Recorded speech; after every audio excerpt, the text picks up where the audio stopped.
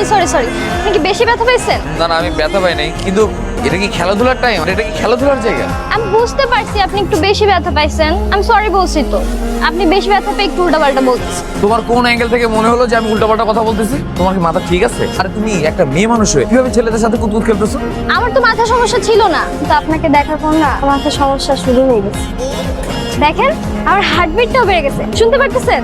এই তুমি কি পাগল নাকি? তোমার ফ্ল্যাট নাম্বার কত বলো তো? তোমার বাবার কাছে গিয়ে এখনই তোমার নামে বিচার দিব। দিতে পারেন, কিন্তু আমার কি মনে হয় জানেন, বিচার দিয়ে কোনো লাভ হবে না। আমার বাবার নাম হচ্ছে সোভান সাহেব। মানে তুমি বাড়ি গেলার মেয়ে, এই কারণে এত চ্যাটাং চ্যাটাং করে কথা বলতেছো তাই না? দুষ্টুমি বাদ দিয়ে ফোন দিয়ে পড়ালেখাটা করো। পড়ালেখা যদি ভালো করে না করো সেটা কিন্তু বিয়ে সাথে হয় না, তাহলে বুঝতে পারছো?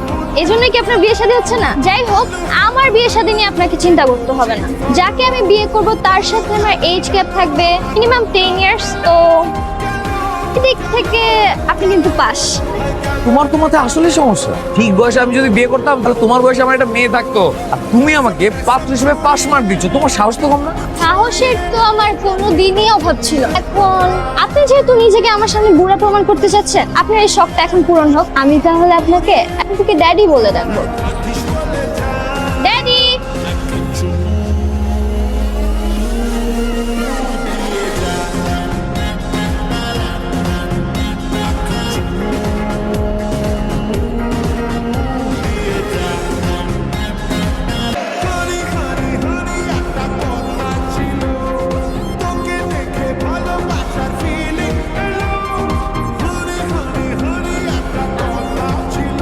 আপনি এত শয়তান কেন?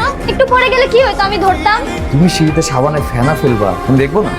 আপনি কি বাংলা সিনেমা কখনো দেখেন না? সিনেমাতে খুব সুন্দর করে নায়ক নায়িকারা স্লো মোশনে ধাক্কা খায়, তো তাদের খুব সুন্দর করে একটা আই কন্টাক্ট হয়, তারপরেই তো তাদের প্রেমটা হয়ে যায়। তো আনরোম্যান্টিক কেন আপনি? আমি একটা চর দিয়ে দাঁতটা ফেলে দেই। প্লিজ একটু চট দেন আমাকে, তাহলে অন্তত আমি আপনার স্পর্শটা পাবো। আমি পাগল হয়ে যাচ্ছি এই মির্জা। আমি তো অলরেডি হয়েই আছি।